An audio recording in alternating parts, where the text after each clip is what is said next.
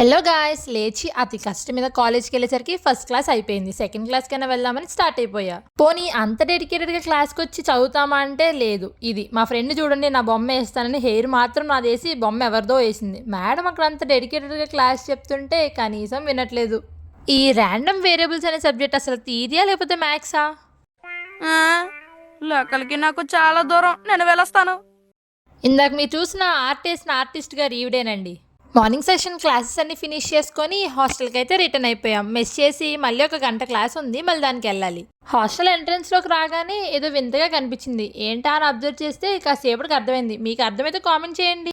మళ్ళీ ఒక గంట క్లాసు వెళ్ళొస్తా. మరి క్లాస్ అవగానే నా తోక ఫోన్ చేసింది ఇంటికి వెళ్ళిపోతున్నాను. ఇంకా ఫాస్ట్ దాన్ని కలవడానికి అయితే వచ్చేసా. పాప చాలా ఎక్సైటెడ్గా ఉంది ఇంటికి వెళ్ళిపోతుందని.